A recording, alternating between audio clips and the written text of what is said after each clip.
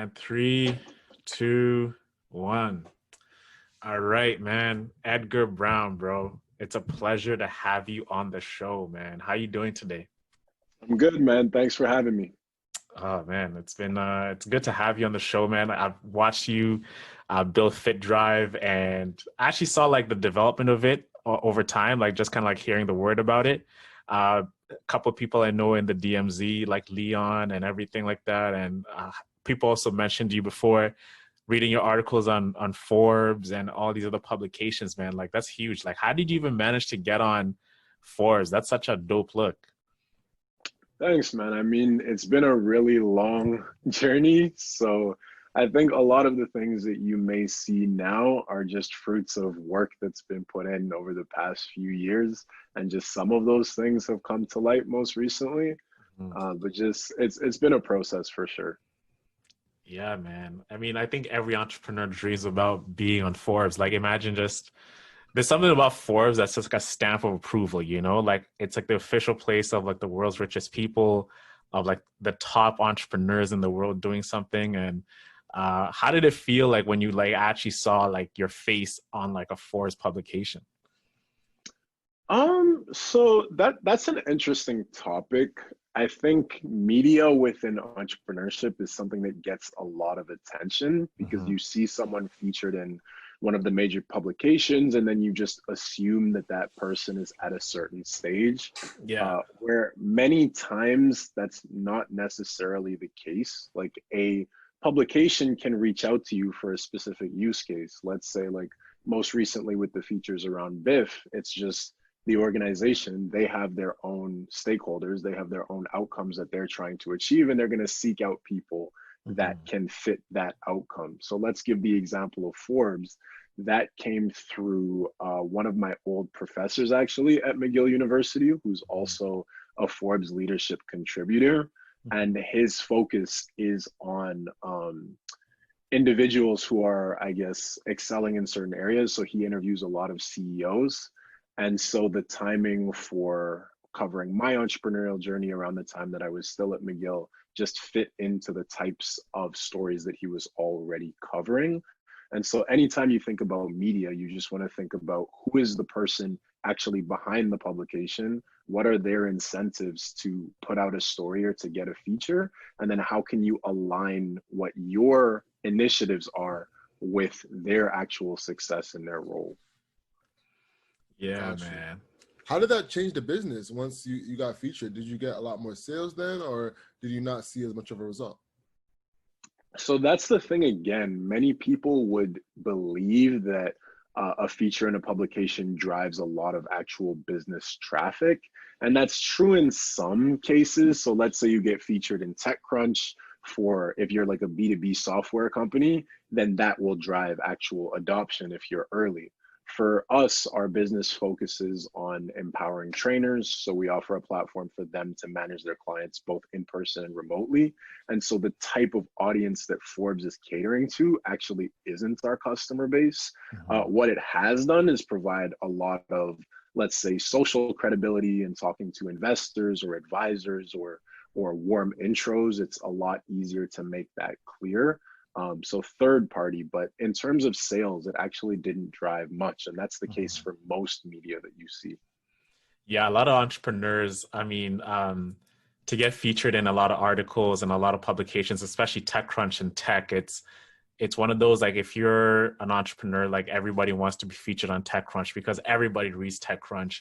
You're on TechCrunch, it's like either you raise some money or you're being acquired. And it's like I think for tech, put aside Forbes, it's like the creme de la creme of all media coverage that you can get for your startup. So everybody fights to get on TechCrunch, and it's like the legitimate stamp of approval. Like when you're on TechCrunch, it's like you're legit. You're like a entrepreneur on the rise. You're doing something noteworthy, and they want to cover that. So that's amazing. But let's go back a little bit, right? Let's talk about you and your journey into entrepreneurship. You went to McGill. You played on the varsity basketball team. What was it like being like a student athlete in McGill? Yeah, those are some really good times. So I'm always happy to talk about that. Hmm.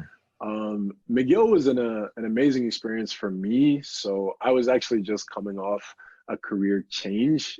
I studied health sciences in CEGEP, which for anyone listening that doesn't know about CEGEP in Quebec, instead of doing grade 12 and what's called grade 13, you go and do 2 years at a separate school where you can take university level classes, test them out, and then actually make a commitment to your undergrad afterwards. And while I was there, I was actually still studying health sciences because my dad's a dentist. And so I was going through that field and realized that that was not the path that I was going to go down, and that I was actually attracted to the entrepreneurial aspects of running a dental practice or running your own business. And so McGill for me was an opportunity to pursue that full time really, and expose myself to the field of business, which is what I did, going to Days Hotel and later on doing business and computer science, but also really pushing for sport, which had played a huge role in my life, playing for the team. And so many learnings have come from sport during my times there. So you played ball, right? I mean, everybody wants to play. Did you want to go D1? What were your ambitions with basketball? Yeah, I just wanted to work hard at the end of the day. Yeah. I just wanted to play as much as I could at whatever level I could. I honestly didn't really even consider going to the States too much. Like early on, some of my coaches, especially like the ones who were pushing for me to go to academic schools in the States, they had kind of seen basketball as a way to get there. But not to play professionally. No, for me, it was always just to live my passion in playing sport, to take the mindset that comes from it and the skills that come from it and apply it to other areas. Most definitely. You played against Zion? Yeah, I did play against Zion. How was that like, man? Yeah.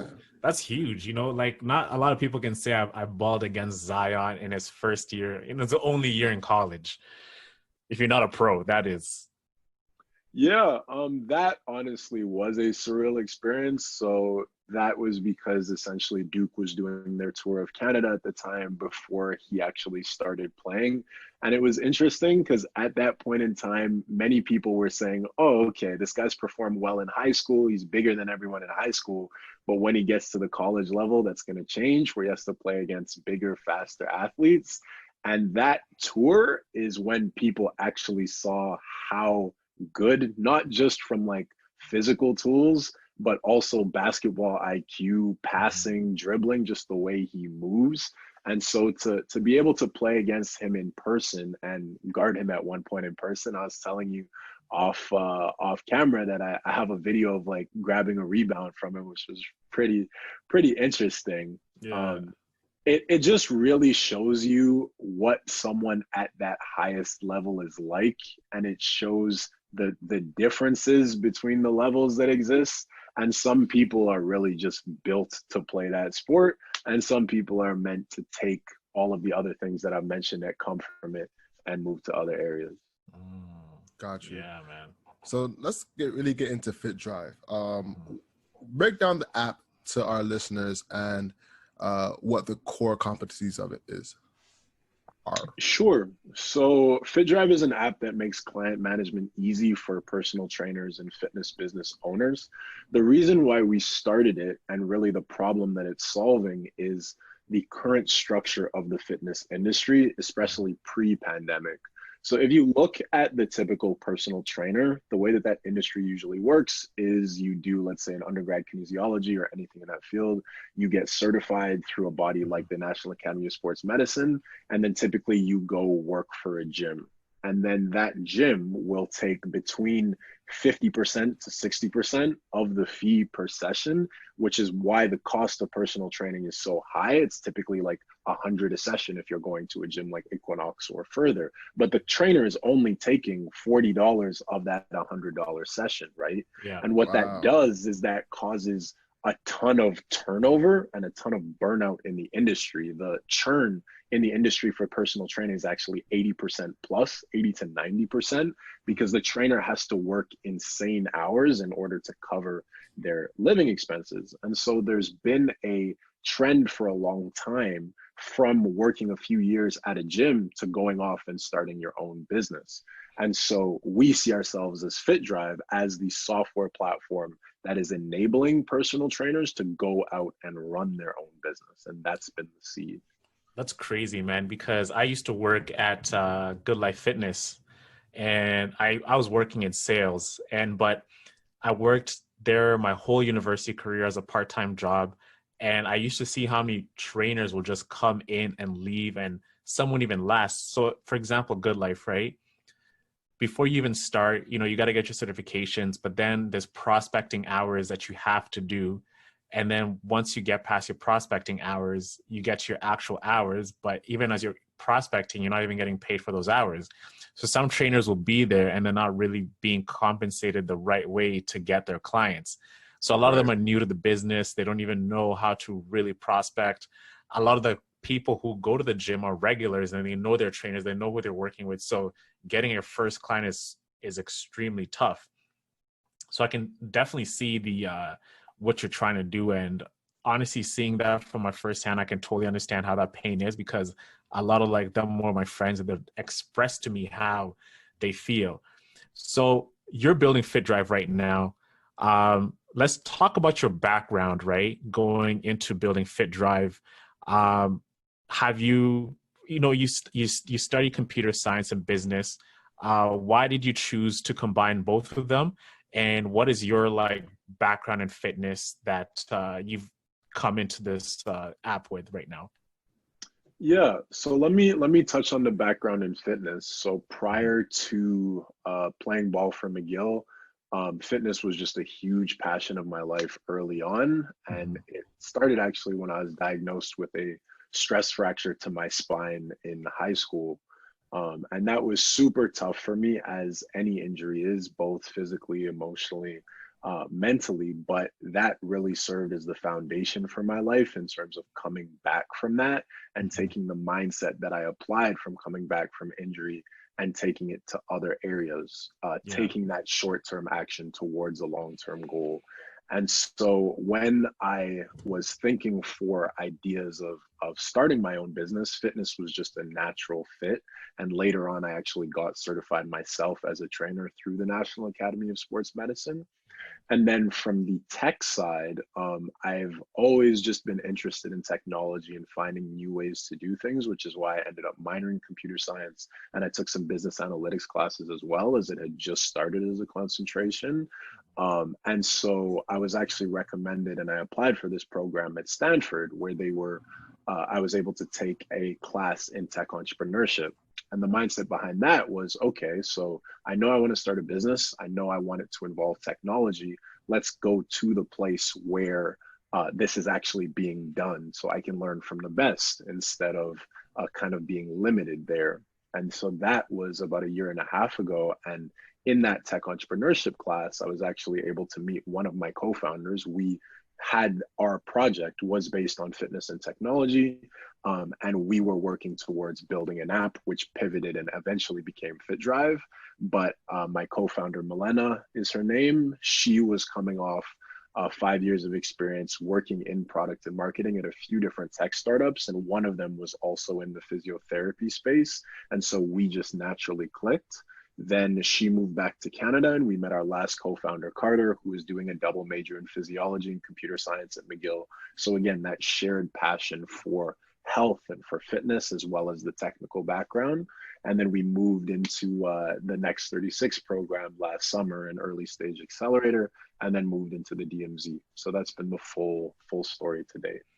Yeah, Stanford's huge. That's the pipeline of all great entrepreneurs. I think Snapchat's founder, went there, I believe.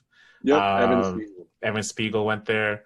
A lot of great entrepreneurs come from that Stanford Ivy League background. How was it being in that environment and absorbing all this knowledge from a great business school, and being around California, the whole Silicon Valley scene? How's that for you, coming in there as a first-time entrepreneur?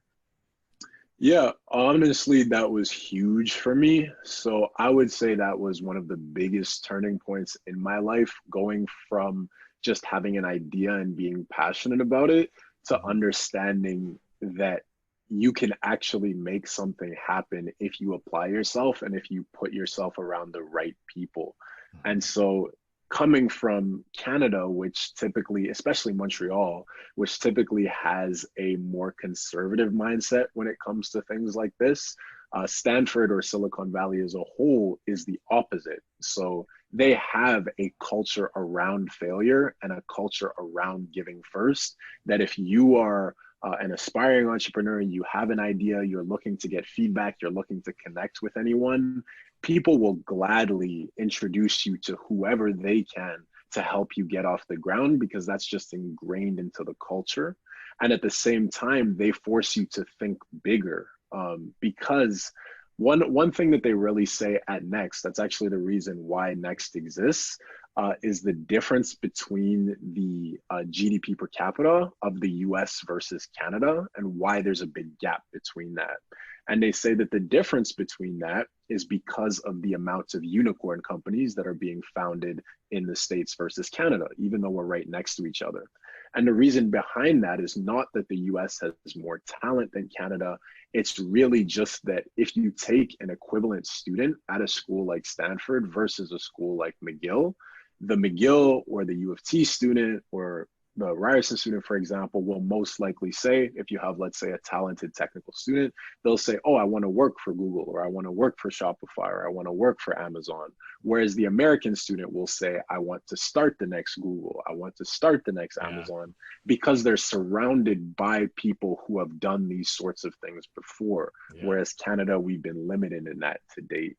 And so being in that environment at the age I was at the stage in terms of looking for something to get started, that was the foundation for my own mindset shifting. And I've been able to run with that going forward. I think one thing we touched on that was interesting was the culture of failure.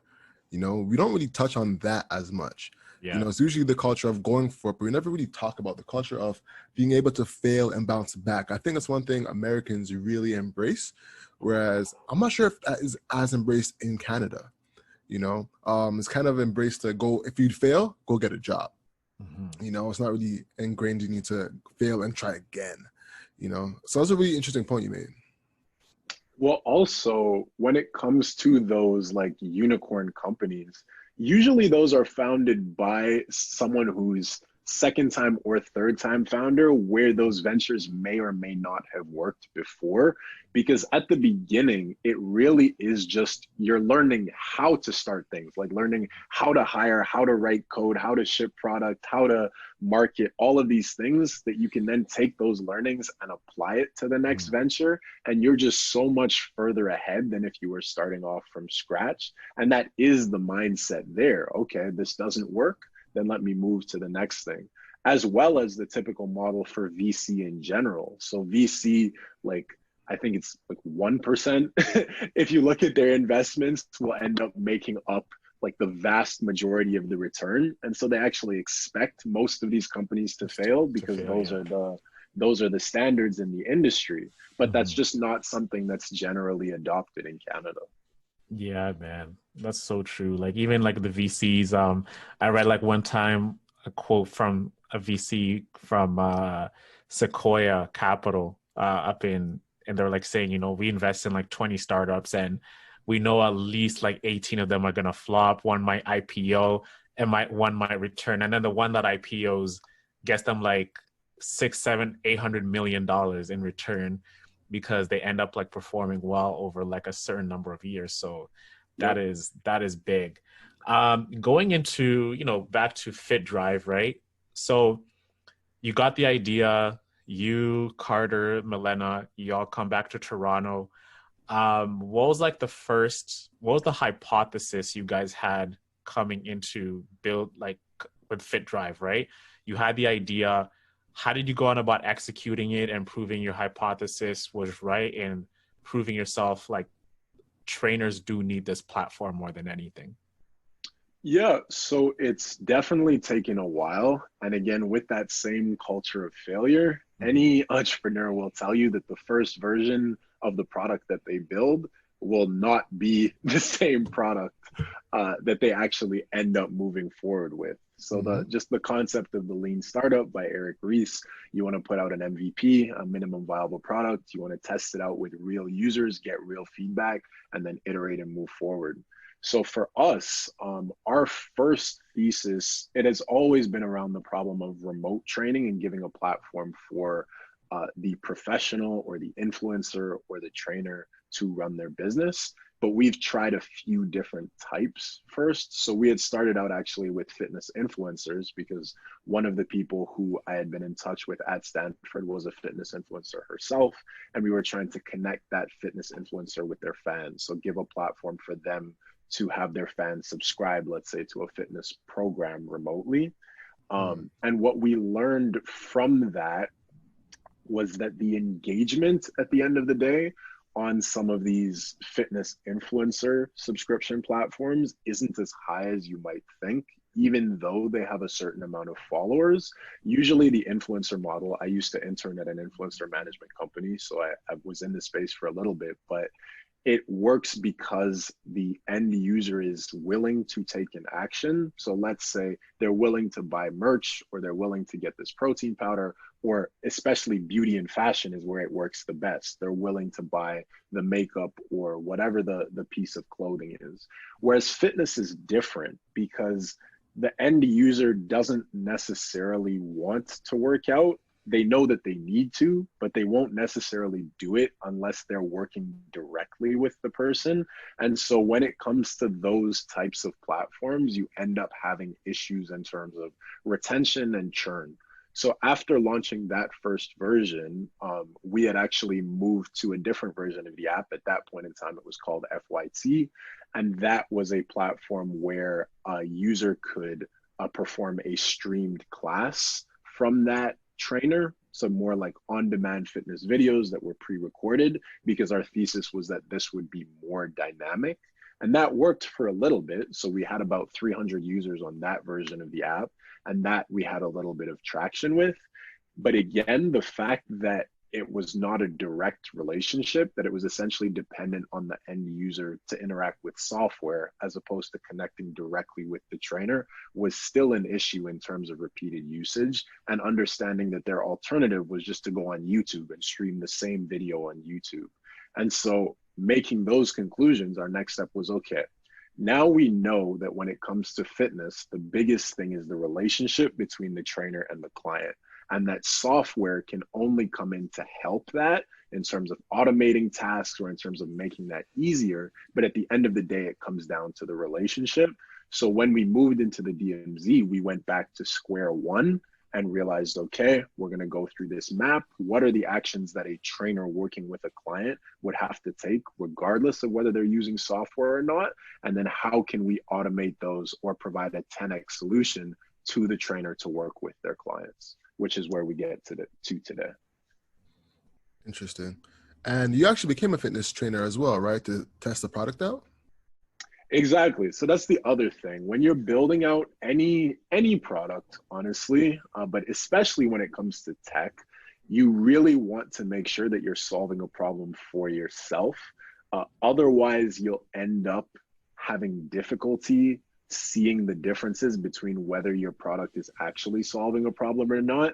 But at least if you are the user, you can say, okay, this works for me. Now let me find 10 people that are like me or 50 people that are like me and just move forward from there. And so that's definitely a lesson. We were talking about failure earlier. If you were to start a venture in future, I would always do something with a problem I had already experienced. And getting certified as a trainer honestly made things a lot more clear in terms of actually using this to work with my own clients and understanding how much easier that would make my life specifically. And if it's helping me program for my clients and manage relationships, then it will definitely help other people. Yeah, man. Like if you don't have that passion for what you're doing, it's so hard to have that stamina to keep going when things get hard. And I remember one example for me is like when I had started an e-commerce store. It was Alex, remember I was running Living Crate at the time? Mm-hmm. Like it was such a dope idea, like dope, like e-commerce, we're selling everything, but I was just not passionate about like the home and living space, as I thought like it's easy to sell the essentials. Like this is something people need. So of course you experience burnout faster, and your business isn't going to really survive because you're not really passionate and excited to go hard at it every day, because you don't really understand the customer you're serving. So you're just kind of like running on a hamster wheel, essentially. Yeah, man. I've seen that be executed before, with the gentleman over at Squire.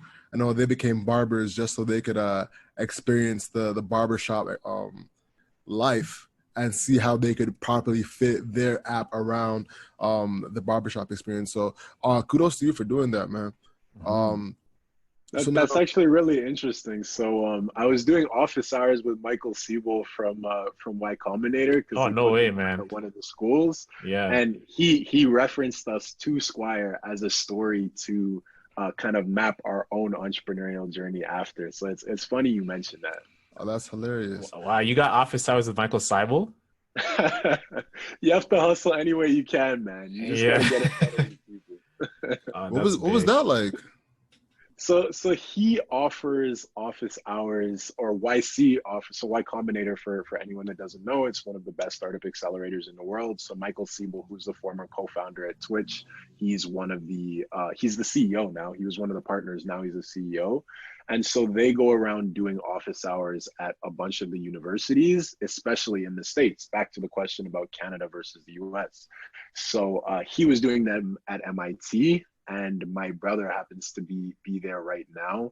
And so he was able to forward me the Zoom link. And then I just participated as an MIT student. Mm-hmm. Then they opened up extra office hours to sign up afterwards, which I was able to get in. So you really just have to find, you gotta find finesse. A way. What a finesse. Yeah. That was a fire finesse, Yeah, and then when you do, make sure that you actually make yourself known, that you're there, and ask a pertinent question that he can give a direct answer to. And that was really what he was trying to make clear throughout that entire interview, because he was very raw in terms of the feedback he was giving to everyone on the call, because he said he wished he had more people be honest early on in his own entrepreneurial journey, so that he could learn faster. And at the end of the day, for him, the biggest things are like having a team that can execute, and then launching as quickly as possible so you can get real data around what you're doing, back to the lean startup, as well as really understanding the problem that you're solving because you've experienced it yourself.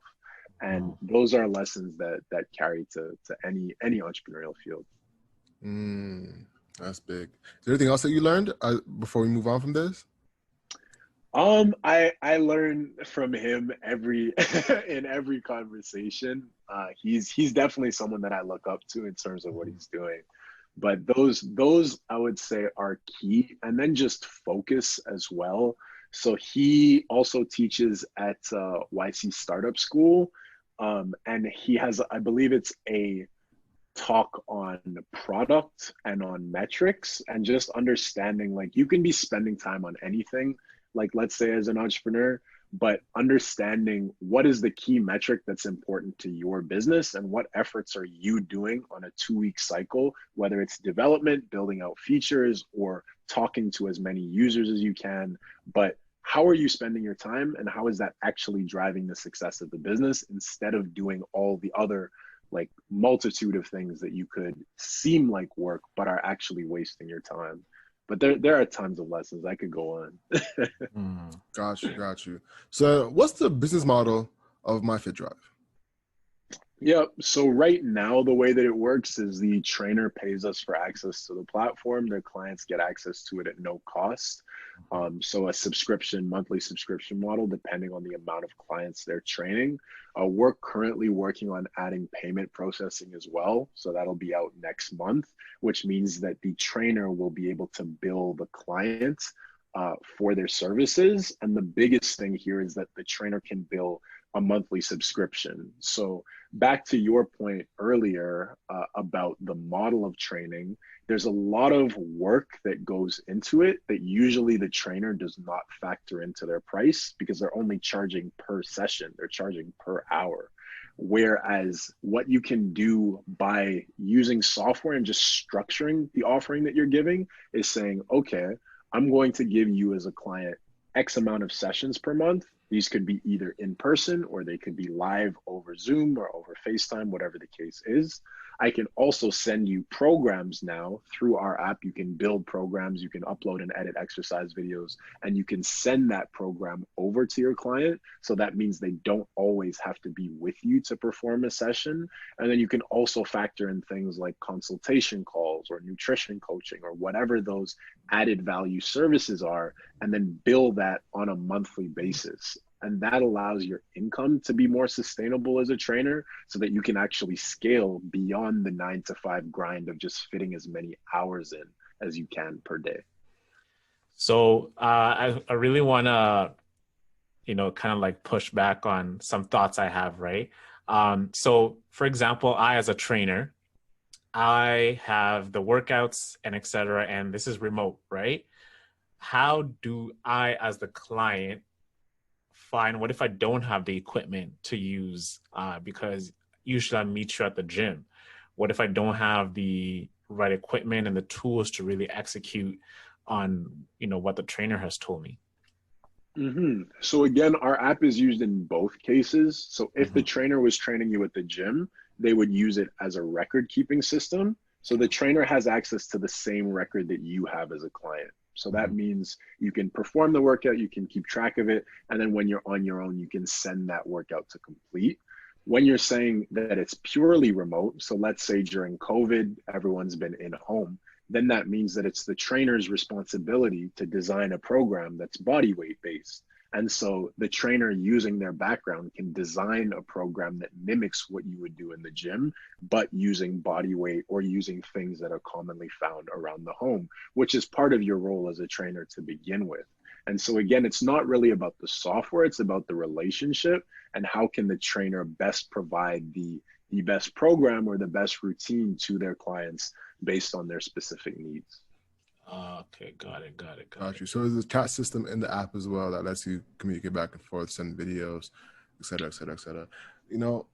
I'm thinking, if I was a trainer, like, one thing that comes apparent to me is like, why wouldn't I just use iMessage, and this, I'm just giving pushback, record myself on the phone and send through iMessage, have like a HubSpot, a CRM, right, to save everything and keep it moving.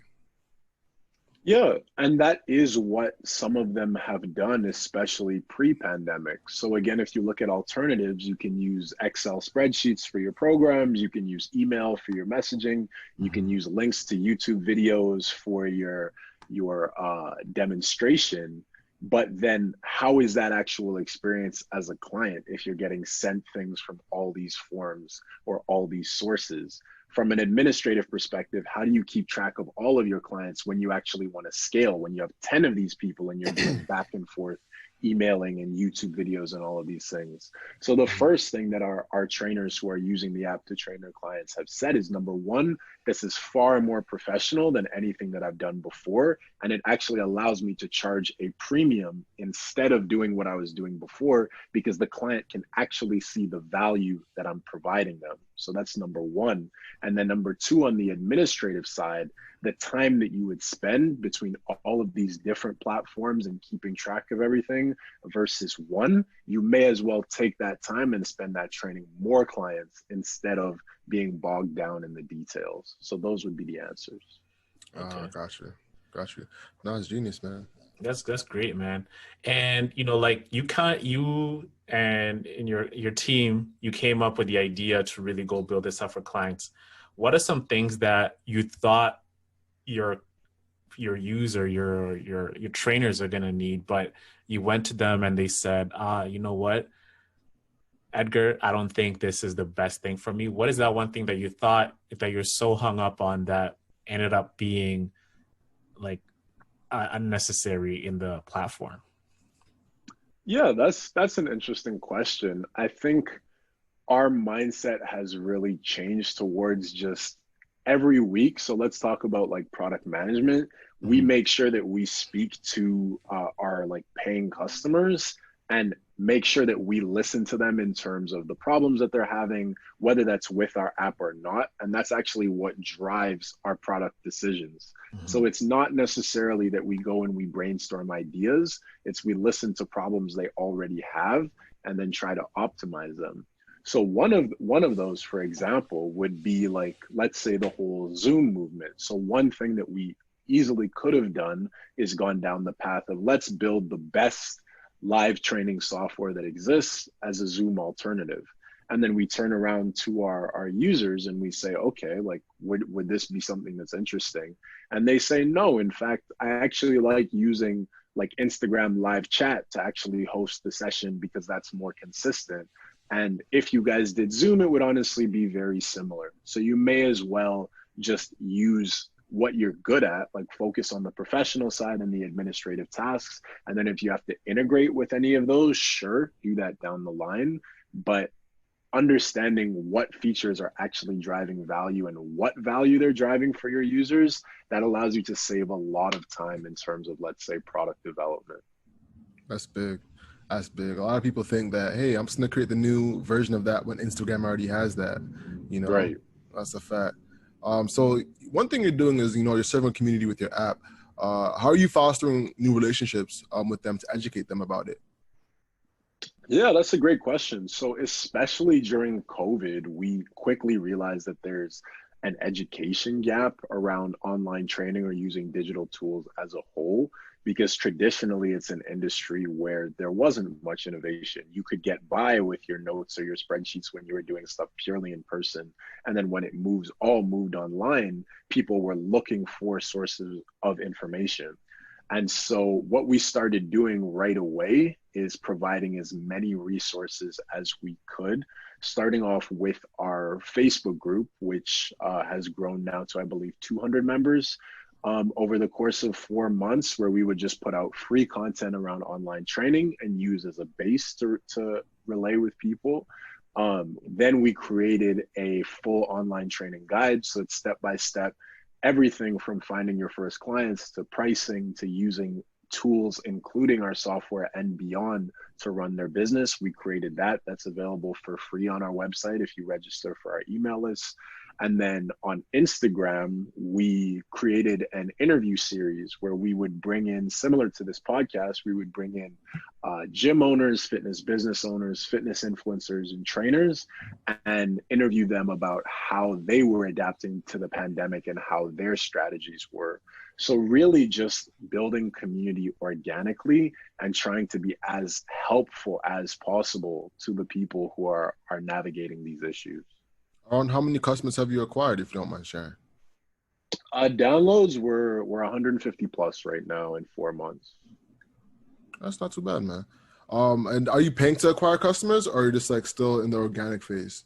Still organic. So only organic to date. Again, we're very focused right now on just improving the product, listening to our early users, and really focusing on building that core user base.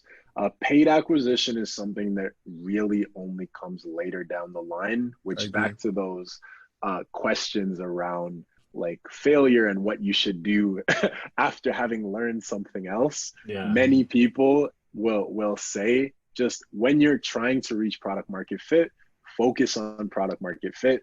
And then when you're ready to scale, focus on scaling, but don't do both at the same time, because you have limited resources and you need to make sure that you can actually validate that first stage before you move forward.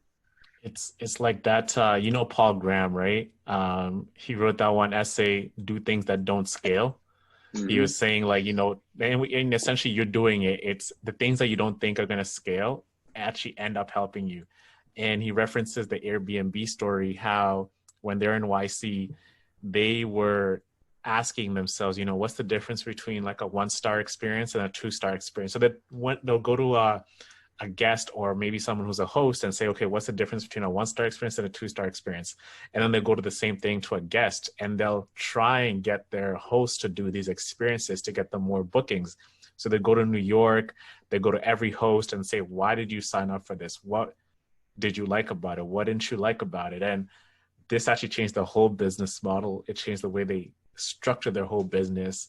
And it's doing those little things that you might think they don't really move the needle, but they are like the one domino that you push that just pushes everything else down and actually helps you get to where you want to be. So it's like those little things, I think, is the difference between good to great.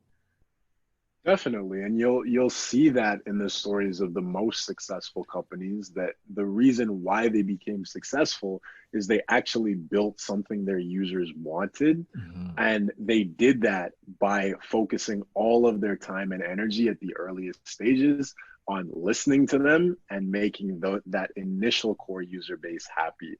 And if you can do that, if you can make 50 people happy, like a lot of people think about thousands or hundreds of thousands, but if you can make 50 people use your product every day, then you can definitely find another 50 and another 50 of that same type of individual. It's when you try to scale early before you've even done that that you run into issues. Yeah, 100% agree. Switching gears a little bit, one thing that we all are Black men in tech. What's been your experience being a Black man in tech, especially after this George Floyd situation? Mm-hmm. Yeah, that's a really interesting question. I would say normally I'm the type of person, especially just coming from an athletic background, that I try to like put those things to the side and just be heads down executing. Because the way that I am is I tend just to put like no limits on what I can achieve and just go for it and just come into the room as though I can do it. But then everything obviously happening of late brought many of the issues that have been around for quite some time to the surface, at least publicly. And the fact that the pandemic was going on is that everyone was at home to listen and they couldn't hide from it, essentially.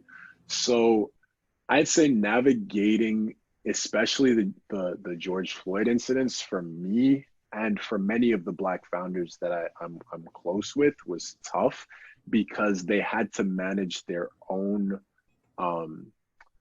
personal, just emotional levels, because you open your phone and every single time you feel as though you're essentially, that could have been your brother, that could have been your relative, and you're dealing with that, and yet you still need to go into work, you still need to execute on what you need to do.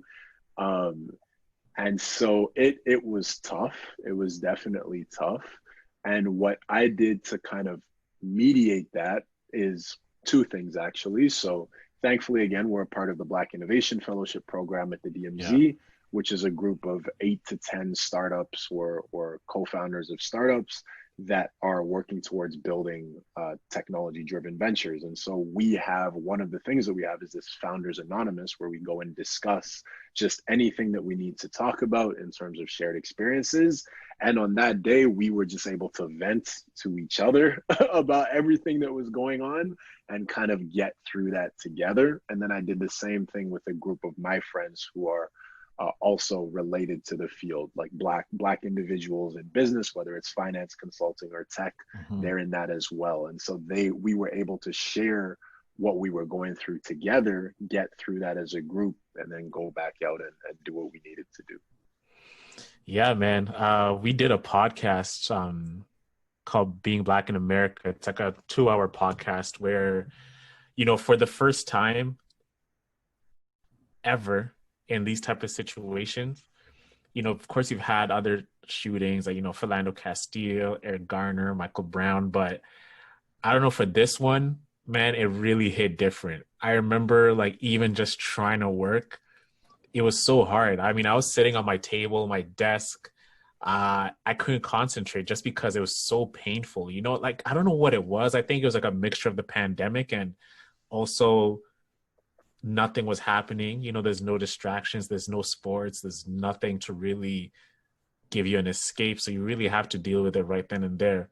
But that was like one of the worst thing I've ever witnessed in my life. I mean, that was a murder more than anything. Like, that was like a public lynching, like a modern day lynching, I would say. So yeah, man. And speaking about Biff, you know, how is it like being in a group with other like Black founders who are building a technology driven business? Yeah, just to touch on your earlier point about how things like how gruesome of an event that Yeah, was. The craziest part is that it's not the first time that that's happened, and it's not the second time that that's happened. That happens often. It's just the first time that it was put on a public stage in exactly. that light. Um, and the fact that it was so gruesome at the end of the day, it just forced there to be, you couldn't say, oh, he meant to be doing something like this. Like there wasn't even a question. And so that's what spurred the action that we've seen with the protests and with the initiatives that are now coming out. And honestly, because of that, sadly enough, we're going to see change at the end of the day. And we've already started to see it.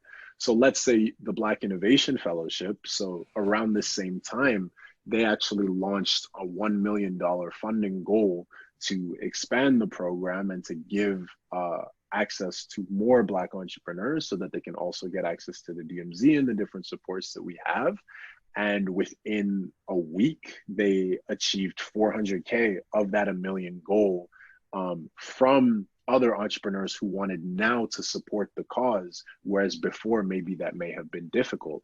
And actually, in the past week, we just got essentially the program just got another 250K from the city of Toronto because people are now listening. And if you can have an initiative that, and here's the biggest thing, the initiative has to already exist. So if you can have leadership in initiatives that can actually support Black entrepreneurs or Black professionals in general, right now, those are getting a ton of attention as they've never seen before. And you can really leverage that momentum going forward.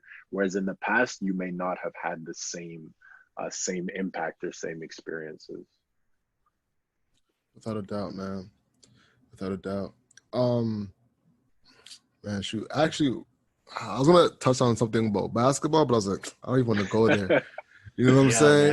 man. You know, just even bringing this up, man, it has me thinking again, like, raw, like that actually happened, you know? Yeah. Um, What I was gonna ask actually was about Kyrie and LeBron. You know, because not in basketball terms, but in terms of their efforts, I guess, right? efforts, Yeah. exactly. You know, Kyrie didn't wanted to sit down and not play, whereas LeBron was ready to get back in the gym and get back on the court. You know, I'm curious, what was your opinion on that? Yeah, that's interesting. I think, again, in these situations, everyone has their own way of making a statement or of going about adapting to what's going on. And so many of the larger companies, they came out and made statements. And many of the Black individuals, some of them would make a statement. So like Tristan Walker had moved on to the boards of some pretty high level companies. I think Foot Locker was actually one of them.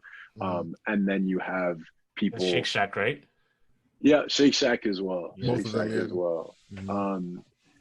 But sometimes, and this is something that we had talked about in our conversations in the Black Innovation Fellowship, is that sometimes just going out and doing your work successfully is a statement in itself as a Black individual. So let's say, for example, LeBron, or let's say a Black CEO of a tech company, for them to stop working to make a statement versus for them to go out and be a successful CEO, which one of those is actually more impactful? It's a question and it's a personal answer. And so for Kyrie and LeBron, I just think it's really what each one of them is most comfortable with. I wouldn't say that I go either way on that issue. Gotcha. Yeah, man. I also want to say this, Edgar, right? Like, for example, Tristan Walker, he can go out and do his job. He's been doing his job. But then there's also a bunch of other Black professionals who've been doing their job for decades, right? Top professionals, people who are qualified to be CEOs and executives, and they need to have a seat in a C-level position or on a board or one of those high-level positions, but they never get the recognition. So now you have people taking notice, right? So this is also just to, like, you know, kind of challenge what you're saying, right? Don't you feel like if, let's say, they were to just, you know what, I want to go out there and do the best thing I could do, it's also gonna, like, not really force the white populace's hand, like, okay, like, they're just gonna keep working, they're not really gonna ruffle the feathers. If they're doing that, we get to keep our seat at the table as the C-levels and the board, when you can actually come and say, hey, no, listen, we actually are tired of this, we've been overqualified, we've been looked over, people who are less qualified than us are getting these positions. What do you say about that, right? Like, because people have been doing their job, but then if they don't make a stand, they're just going to keep being in the back seat.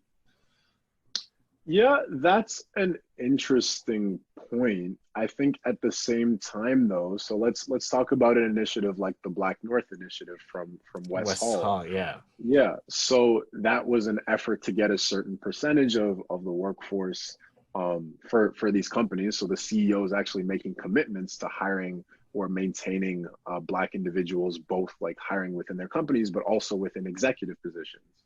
So when they're making those decisions, who do you think they're going to go to? They're going to go to the person who's been executing on their job. So I think there's a mix. So let's say back to the Black. So we're talking about a Black founder. Them executing on their job is them being a success, which is the entire goal of this at the end of the day. Mm-hmm. And them being successful is inspiring other people to come up. And with their hiring practices, they can bring in more people as well. If you're within a company, yes, you can advocate for sure. So not saying anything against people advocating, but if you excel in your position and you propose initiatives, given what's going on right now, you can get people behind you and you can get more recognition than, let's say, previously. And you can use that to then fuel advocating for others. So I really think it just depends on the individual and their comfort level, because you never know what people are dealing with internally, and making a stand in their own way, but not setting a standard for how someone else should act. More so understanding based on your own values and your own level of comfort, what you can do in your position, and then just doing that. Yeah. In regards to LeBron versus Kyrie, I find it very interesting because, you know, LeBron has done a lot for the community, you know. Mm-hmm. He has the I Promise School, you know, he has a media company that's predominantly diverse, you know. He's done a lot of efforts for the community, you know. In this specific instance, I find it very, very tough because he, on his shoulders, rests a lot of power, right? If LeBron chose to sit down, I personally believe the whole league would sit down. Mm-hmm. What do you guys think in that sense? Yes or no? I think so too, man. Like, it was kind of disappointing for LeBron that he had all the power, but then he didn't do anything. He just said, I'm not going to put a name on the back of my jersey. I'm not going to sit up, because take it in. Even though there's Black Lives Matter on the court right now and all the thing and everything, if they stopped the league, they'd have legit arrested Breonna Taylor's, not arrested them, but like it would have been more of like there would have been more pressure. Exactly. Got you. But so going back to what I was saying, a lot of industries depend on the NBA. You know what I'm saying? There's mom and pop shops, real estate around the stadiums, media TV coverage, TV deals, international TV deals, relationships. Like, it's a big industry. You know what I'm saying? If he chose to sit down and the NBA follows, that it is a whole cycle that starts to explode. A whole lot of pressure. It's a big wave that starts to happen if he starts to sit down. You know? So if that was to happen, that would cause an immediate amount of pressure. The president would have to respond. Everything would have to actually get a response. What you're saying does have truth to it. You know, people will respect representation in successful manners. People respect money, right? Money or power or violence, But when it comes to properly protesting, money's what moves. The Washington football team, that's what it's called, right? Washington football team now, yeah.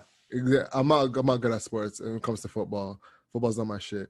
You know what I'm saying? But they didn't move their at all till Nike started pulling their jerseys. Correct me if I'm wrong. And FedEx. They didn't, and FedEx. Exactly. So money's what moves. It's not the actual statement that moves. You know what I'm saying? We know about China, but no one's doing anything about China right now because it's not affecting US dollars. You know what I'm saying? So until money's actually being affected, Michael Jordan was great, but he didn't do anything in terms of actual change because there was no money being moved. You know what I'm saying? Representation is great, but until the money's affected, nothing moves. Yeah. So that's my opinion on that. And finding ways to financially protest. When you look at a company that's being racist, you can just picking them saying, hey, you're being rude, you're being mean to us, doesn't really change their money. But if you go to the advertisers, to their actual manufacturers and say, hey, we're gonna put pressure on you now to cut off that company, then that company's gonna start making some moves because then their actual pockets are gonna be affected. Money talks at the end of the day, man. Money's what matters. Imagine if all these owners, what would be great, man? You know how Kyrie were saying we should go start our own league? I was so with that, because they are the elite. They're the talent. Imagine if KD, LeBron, all the elite players went and started their own league, right? Things would legit change so quick. They'll change so fast for the better of helping the Black community, And the one thing also, Edgar, I want to touch on after is, ownership in the community, right? Having more Black entrepreneurship. Imagine if all NBA players had an ownership in their own teams, like Kyrie, LeBron, KD, Steph, start their own league. That would be amazing, It's and we are the product. We are the ones who make the team money. They're paying $200 million. Imagine how much the owners are making at the end of the day. So this will bring back the dollars back in the community and inspire other people towards ownership and not just being the ones who are the producers, but we're the owners. Definitely. Did you have a question there? No, I just wanted to get a comment. Conversing, man. Yeah, I just wanted some commentary on your end. What did you think on that? If the NBA players went and started their own league. Yeah, ownership and entrepreneurship is definitely something that I believe in for sure, whether that's on the athletic side in terms of starting leagues or in terms of individuals going out and starting their own ventures. So I think that's definitely something that is positive. I think again with the comments on the league, I think the NBA in particular, as opposed to some other organizations, has been one of the better ones. So let's take the example of Donald Sterling back in the day, who was actually removed from the league because of his comments around race. So I would say that there have actually been some positive steps there. Maybe not pulling all of the dollars as you had mentioned. That may have been a more abrupt statement than just listing Black Lives Matter, let's say on the Toronto basketball bus or on the jerseys and things like that. But the NBA removing one of their owners, who's one of the most powerful people in the world because of issues around race, is making a statement towards all the other leagues at the end of the day. And so I think there's just ways to manage it. And there's definitely many different options. And some of them can be good options, but there's always different ways that you can come to the same outcome, depending on, again, the preferences of the individuals involved. So getting into the entrepreneur side of the Black community, why do you think there's like a lack of representation in tech for Black entrepreneurs? Yeah, so that is a that's an in-depth question for sure. But Yeah. at the end of the day, like representation is a systemic issue.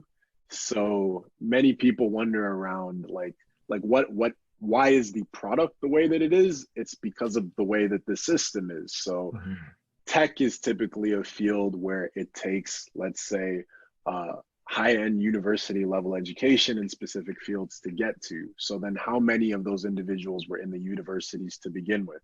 Then take it back to the high schools. How many people have the resources necessary to get there? And how many are actually being directed to those career paths in the first place? Because many of them are being directed towards other things that wouldn't necessarily lead to the same impact.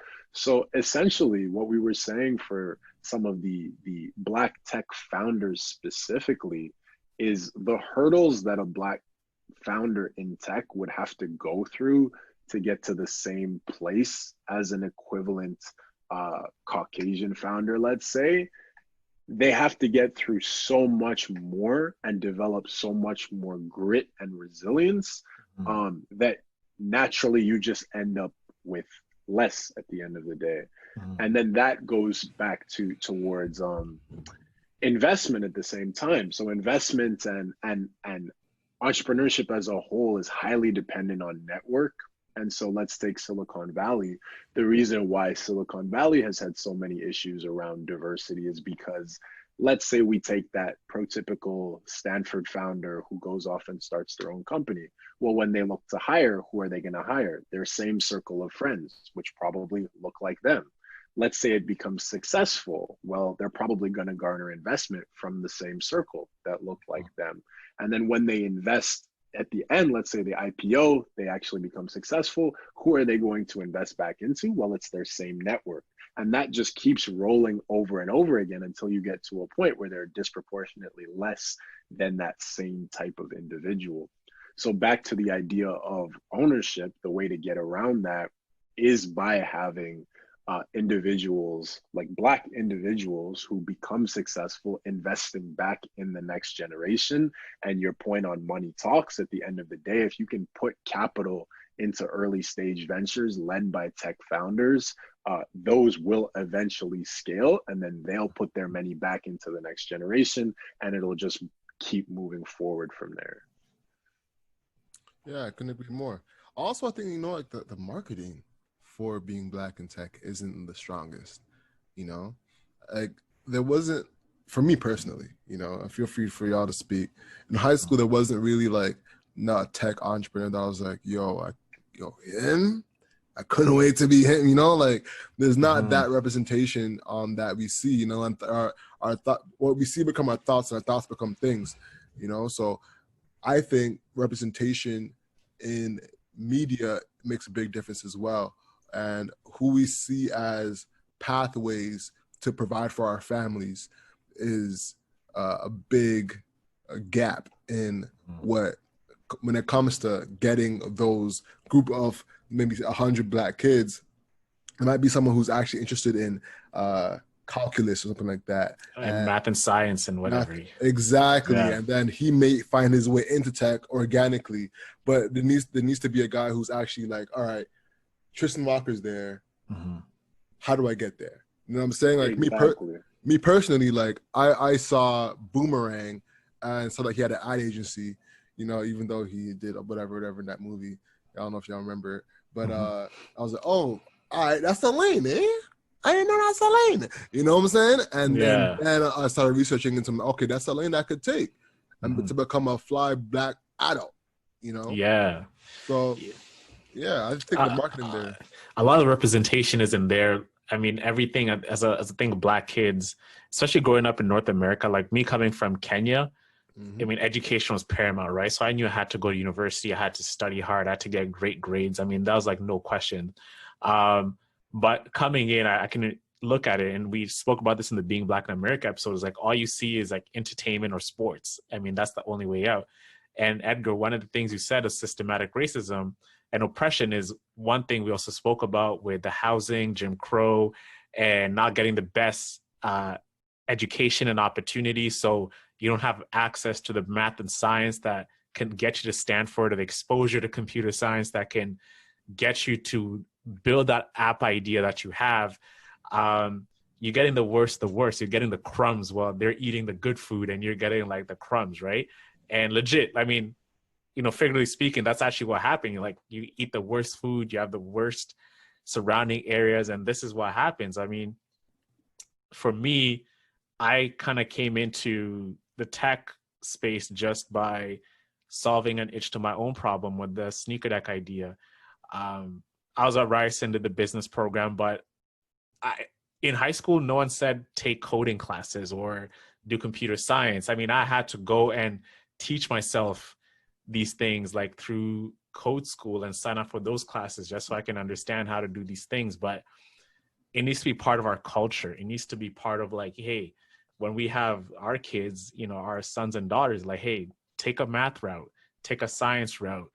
You can do this. Don't just think about sports or as a gateway to, and it comes from like your environment too. But once you, as a parent, once you know that, it's easy to influence your kids towards dreaming bigger things than just, what they see as the predominantly Black industries, which are dominated by Black people, which is entertainment and sports. We need more of those people taking control and building the future technology and platforms.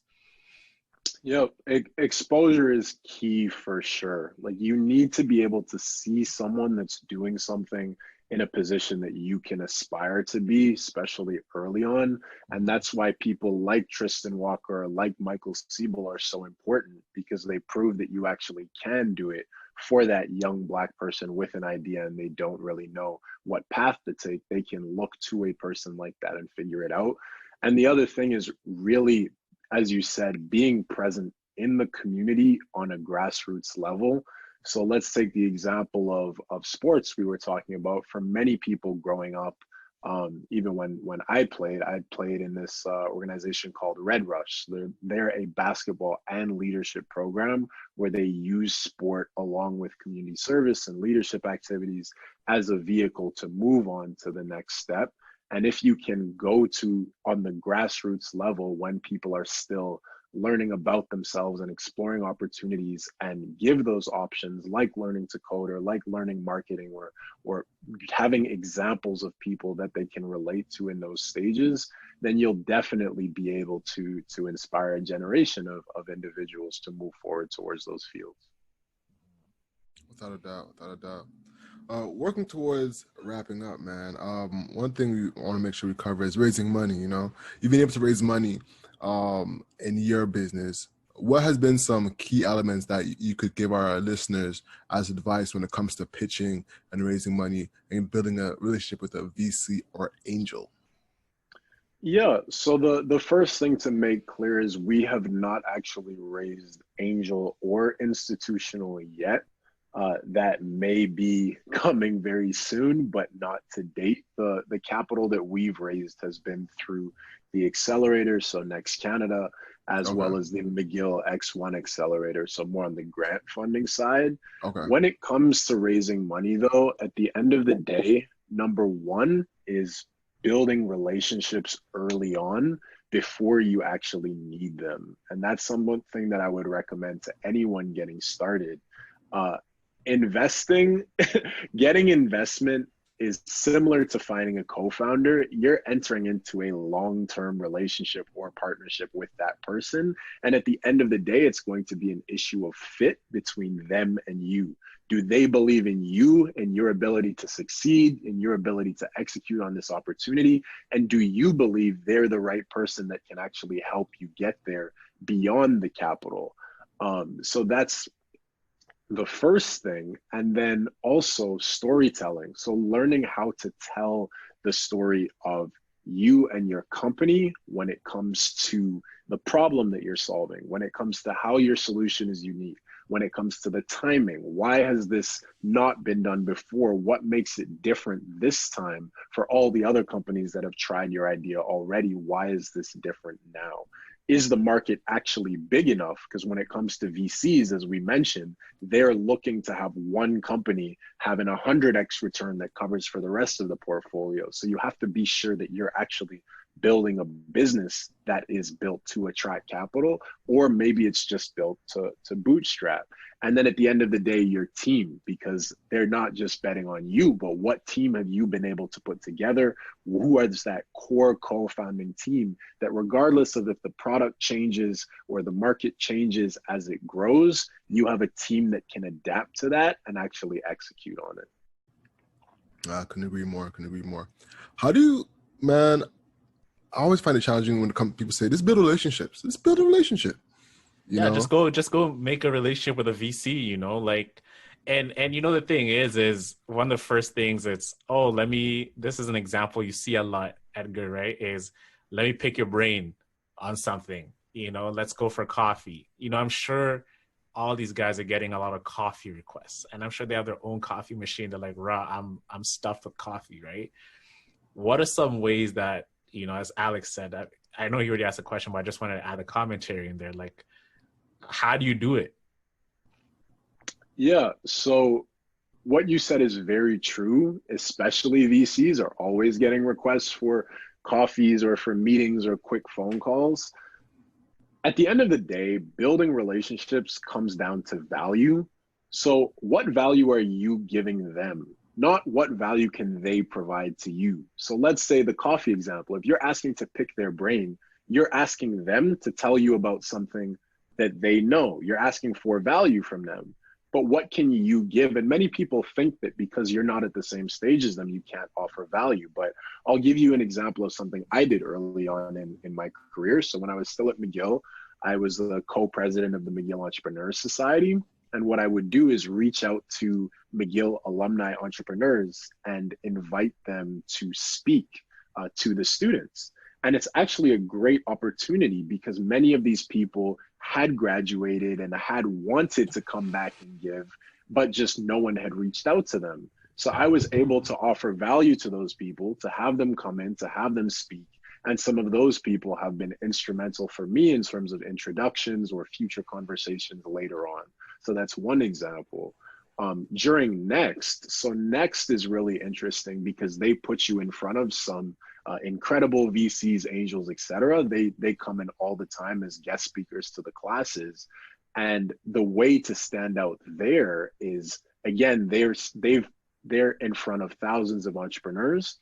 The way that you impress them or show value is by actually doing your homework. So will you show up at an event that they're speaking at and ask a very targeted question that only someone that had actually read through all of their LinkedIn and all of their blog posts and everything that's available online about them could ask?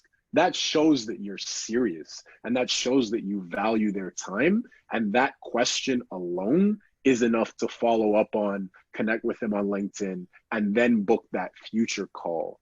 And so those are the first two things. And then the last thing is, if you're an early stage entrepreneur and you want to raise capital down the line, creating a monthly update email that goes out every single month, where you can actually show your progress over time to all of the individuals that you've been speaking to. And that's how you can actually prove that you've been listening to their advice, that you've been applying it, and that you're using it to continue moving. When you finally ask for something, when you finally ask for an opportunity or an investment opportunity, these are people that now know you for months or sometimes even years based on that exchange of value. Got you. That was some big gems there. You know, the monthly update was great. And then reaching out with specific details from doing research on them. So do you know that they know that you are serious. Big gems, big gems. Audience, I hope you're listening there. Write that shit down. Yeah, man. Even I think, Al, with what we're doing, you know, for example, having this podcast with Edgar, right? Mm-hmm. We didn't know you. I didn't know you. I mean, I read about you. You had an interesting story. I know my friends know you, and you're the DMZ at the BIF program. And I was like, you know what, let's have him in the podcast. And like, just like this, us featuring you giving value to our audience, we're creating content and you're in it, that's a mutual exchange. And it's just like a future relationship that's built from something that there was great synergy to begin with. Yep, that's exactly it. And when you reached out to me, you referenced for publications that had been released. So it showed you had actually taken the time to go through that. Whereas many people, they don't do that. They'll just say, hey, would love to have you on my podcast. And you know that you've sent that same message to 100 other people of the same type. But if you actually put the time in and spend time doing the research and crafting a message that someone will relate to, they'll appreciate that. And it definitely stands out from the crowd. Thanks, man. Appreciate that. Respects. With respect. All right, man. So working towards wrapping up, man. Where can people find you?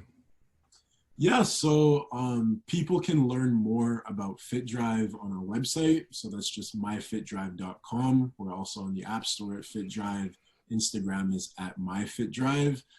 If you're interested in learning more about me, my personal Instagram is I am Edgar Brown. Most of that right now still has to do with the company, but later on I plan on sharing a little bit more about the entrepreneurial journey and things are going on as well. So that's where you can reach us. All right. Well, that wraps up the podcast. Remember, your hustle is what you can control. So control your grind and control your life.